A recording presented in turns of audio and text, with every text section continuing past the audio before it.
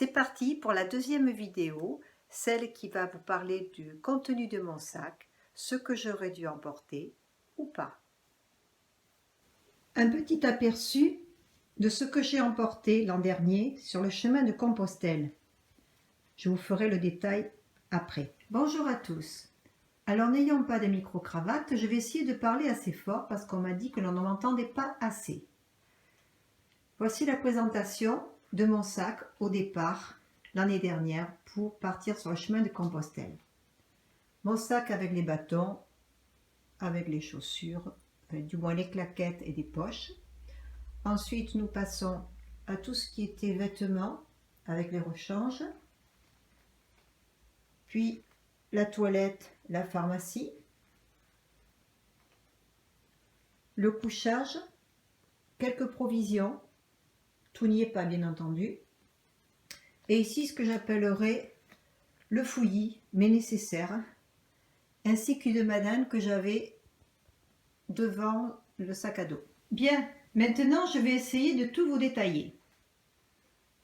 Je vais commencer par le sac, obligatoire, les bâtons, ensuite les sandales qui me servaient le soir après la douche à reposer mes pieds. J'avais aussi des poches poubelles qui me servaient lors des pauses à me déchausser et faire respirer mes pieds avant de repartir. Je passe maintenant aux vêtements. Alors, un pantalon, j'avais un bermuda, une veste polaire,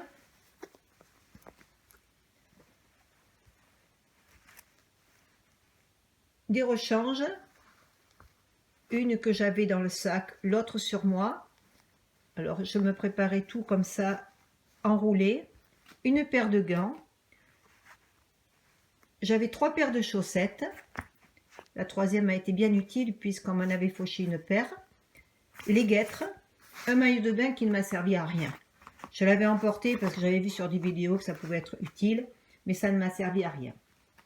Les gants, je ne sais pas si je les ai dit.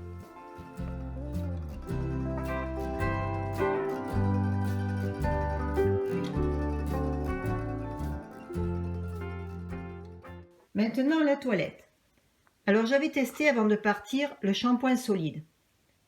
Excellent. Ça ne prend pas de place, ça ne pèse pas lourd et franchement ça nettoie bien les cheveux. J'avais un savon qui me servait aussi bien pour la toilette que pour laver le linge. Dentifrice, une brosse à dents, un peigne. Là-dedans, alors je mettais tout sous poche plastique avec des zips bien sûr par catégorie pour m'y retrouver le soir. Ici j'ai des bouchons absolument nécessaires dans les gîtes, quelques épingles à linge, un briquet qui ne m'a servi à rien. Pour les yeux, ça ne m'a servi à rien non plus. J'ai aussi, on ne le voit pas ici, du fil au cas où j'aurais eu quelque chose qui se serait coupé ou déchiré, quelques élastiques, bref, j'appelle ça de la petite merdouille. Voilà, et là-dedans, les épingles à linge m'ont servi. Ici, j'avais aussi les épingles à nourrice. Alors ça, absolument utile pour faire sécher le linge le lendemain quand il n'est pas sec. De la crème solaire. Là, on va passer à une petite pharmacie de base. Pour les ampoules, j'avais de quoi désinfecter. J'avais une aiguille aussi pour percer si j'avais une ampoule. Bon, je n'ai pas eu d'ampoule, moi. Donc, le petit nécessaire. Ah oui, pour enlever les tiques, la pince pour les tiques. J'avais de l'huile, des huiles essentielles, de l'eucalyptus citronné pour éloigner les moustiques, mais il n'y en avait pas. Donc moi je suis passée, il faisait trop froid. Et là une pharmacie personnelle qu'il a fallu que j'emporte, vu quelques petits problèmes de santé que j'avais. Ça, là-dedans, j'avais un mélange d'huile végétale avec de l'huile de gothérie, et ça m'a servi énormément pour me masser tous les jours les jambes, tous les jours. Bon, bien entendu, j'ai les genoux un petit peu fatigués, donc j'avais des genouillères. Et ça, ma serviette de toilette. Personnellement, je préfère une serviette en coton. Je trouve pas ça très... ça ne suit pas bien. Je passe à la rangée suivante avec le duvet qui m'a été très utile car dans certains gîtes, il n'y avait pas de couverture. Et comme j'ai eu une période assez froide, avec même du 0 degré en approchant de la croix de fer, franchement, j'ai eu besoin de ce duvet absolument. J'avais aussi le sac à viande qu'on dit, le drap de soie, qui lui aussi apporte quelques degrés et qui permet de protéger son duvet pour ne pas le salir. Ensuite, la poche à eau. Alors ça, elle faisait 2 litres. Franchement, je la remplissais, je la vidais tous les jours. Je buvais énormément d'eau. J'avais quelques petits sachets de thé, de café. Bon, je déjeunais plutôt sur le chemin. Je m'en suis un peu servi. Si, c'est utile quand même de l'avoir. Ça, j'en ai pratiquement pas eu besoin puisque j'étais dans les gîtes, donc forcément, il y avait du papier. Ah oui, ça c'est quand on va là où on trouve le vin, il faut avoir quelque chose pour pouvoir boire. Bon, ça pèse pas lourd, on peut l'avoir. De quoi manger aussi, enfin un petit couteau, cuillère, ça pèse pas lourd. Comme il m'arrivait de me faire des salades pour le midi, ben voilà, j'avais besoin de ça. Ma boîte me servait de saladier. J'avais quelques mouchoirs aussi, parce que ça, on a toujours besoin. Ça me permettait vraiment d'emporter un repas pour le lendemain parce que moi j'essayais de cuisiner au maximum. J'avais pas envie d'aller trop dans les repas pèlerins parce que ça augmente le budget. Voilà, tout n'est pas là bien entendu. Quand je suis partie le premier jour, j'avais emporté de la nourriture sur 2 jours parce que j'avais pas d'endroit où vraiment je pouvais manger et j'avais pratiquement 1,5 kg de nourriture au départ, plus mes 2 litres d'eau. Dans mon sac en tout pesait 9,5 kg. C'était pas mal comme poids quand même pour démarrer.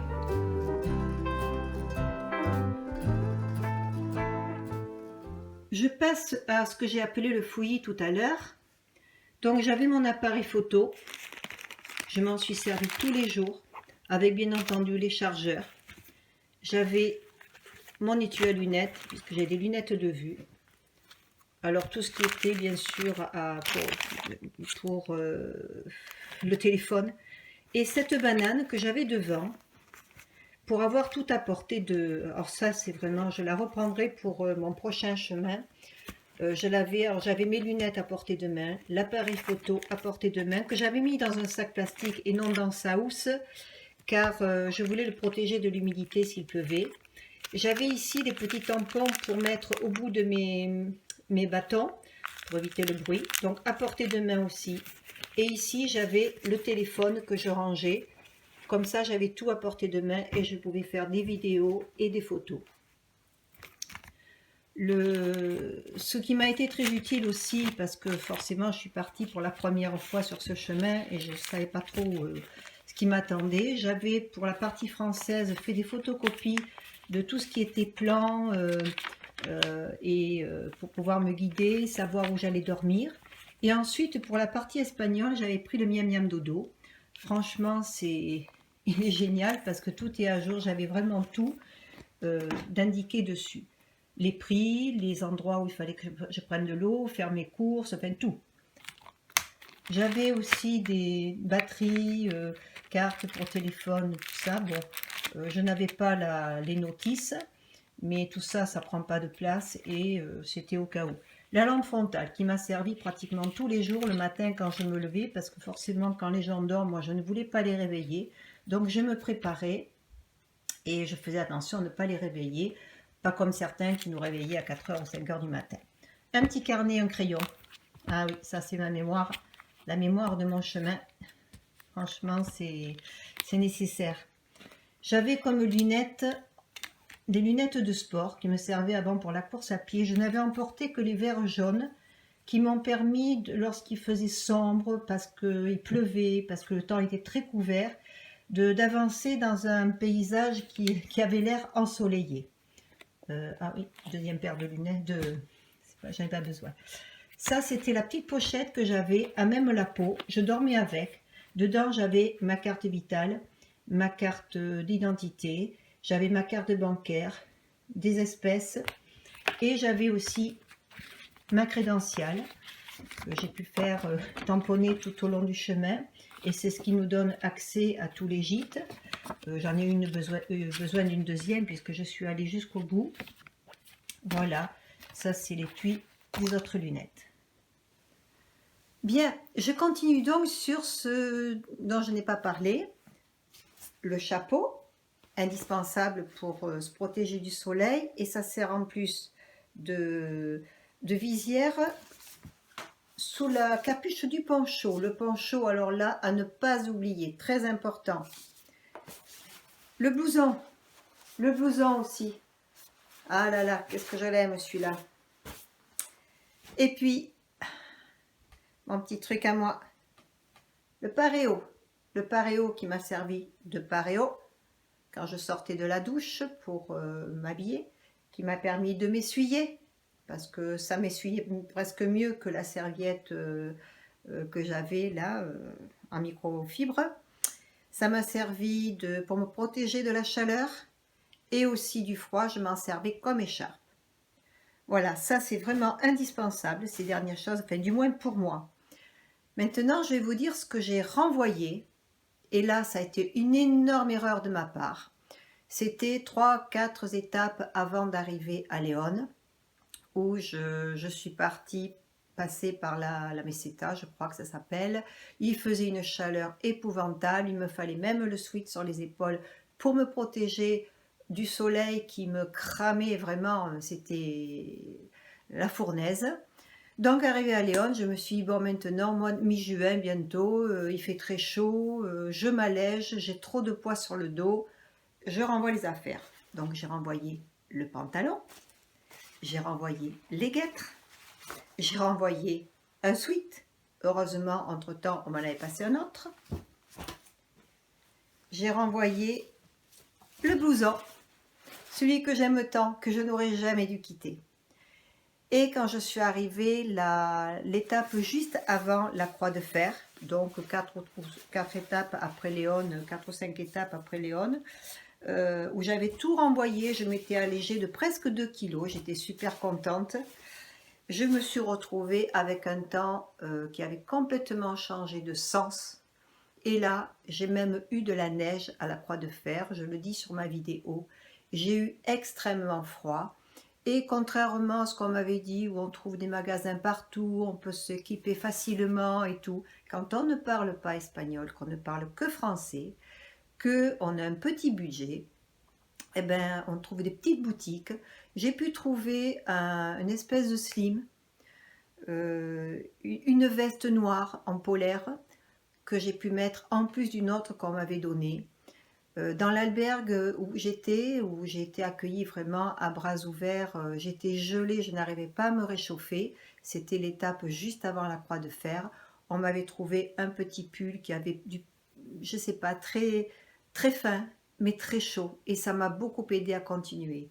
Et je vous dis pas, vu que je n'avais pas le blouson, que ça, je l'ai mis autour du cou, je l'ai mis autour de la tête. J'étais gelée. Mais quel bonheur de faire cette étape, d'arriver à la croix de fer et de se dire je l'ai fait. Et en plus après de continuer jusqu'à Santiago et après jusqu'à Fistera. Ce n'était que du bonheur. Donc voici mes erreurs. C'est la seule que j'ai faite, renvoyer des affaires. Tout ce que j'avais, j'en ai eu besoin, je l'ai utilisé. Mon sac était plus lourd que ce que l'on dit qu'il faut avoir. Et pourtant, j'ai tout utilisé, donc rien d'inutile pour moi. Si c'était à refaire, je reprendrais les mêmes choses et je garderai tout.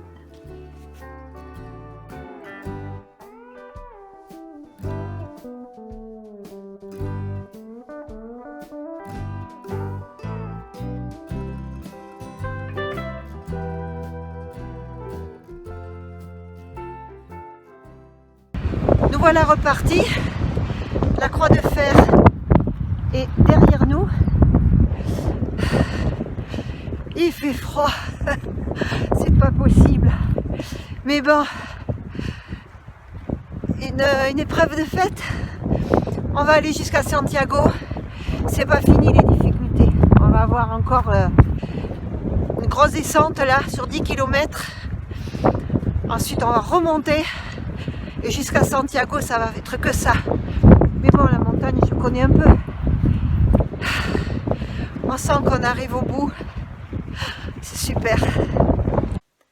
Voilà, cette vidéo se termine.